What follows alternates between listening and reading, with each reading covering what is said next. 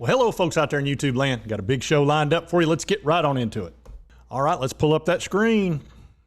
Oh, yeah. Aiden Mizell. He's going to be deciding very soon. He's a 4-star out of Florida. This guy can fly, and everybody wants him, and it's down to a top 3. Here it's talking about the speedy 4-star wide receiver Aiden trims to final 3, and he has set a commitment date. And it's another Tennessee top target. He's ready to make his commitment. He's very highly ranked. He's a top 100, actually. He's out of Orlando, and his 3 options are Alabama, Florida, and Tennessee. And it seems like we're always at the big dog table with these 5 stars, whether it was Nico or Chandavian or the 5-star offensive lineman that wound up at Miami or the wide receiver that wound up at Ohio State. You know, you've got to get in the top 3 if you're going to win some of those battles, and we've been winning quite a few. You know, I've listed how many 5 stars we've gotten so far, and this being a high 4-star would be really nice. And like I said, it seems like we're always at the big dog table nowadays. Save the neck for me, Clark. Okay, Eddie.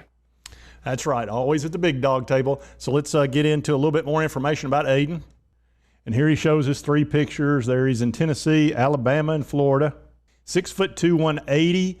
He's the 91st ranked player in the class of 2023. He's also a track star, which is pretty typical. He's the son of a former All-American sprinter.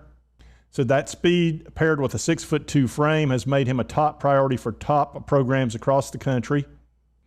And he said, Josh Heupel's put Kelsey Pope and Alex Golish on the case, looking to sell a deep threat in the Volunteers' high-powered offense. He's been on campus twice in the last couple of months. In May, he took an unofficial visit, and then again in June for his official.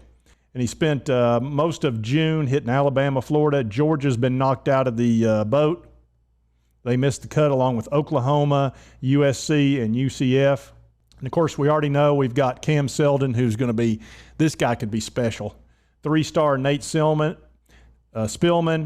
We've got Nathan Leacock's going to be making a decision Friday. He looks like a really strong 3-star.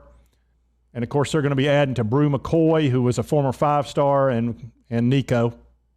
It says you can probably expect a couple more weapons to find their way into Tennessee's class.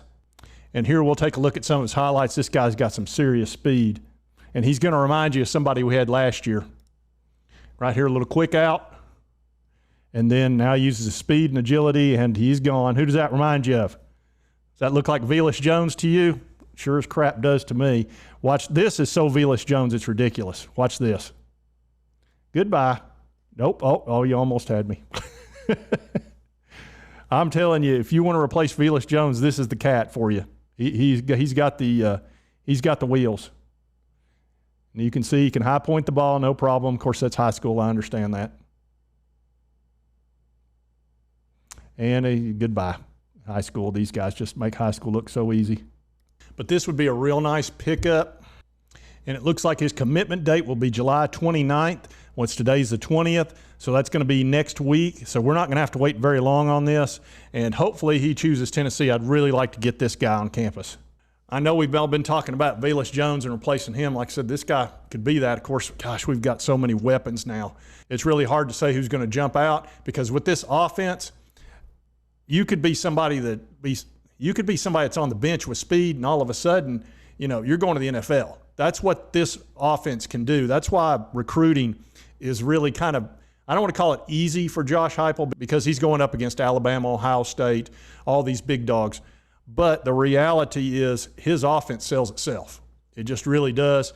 It's so fast, it's so dynamic, and it's so freaking fun.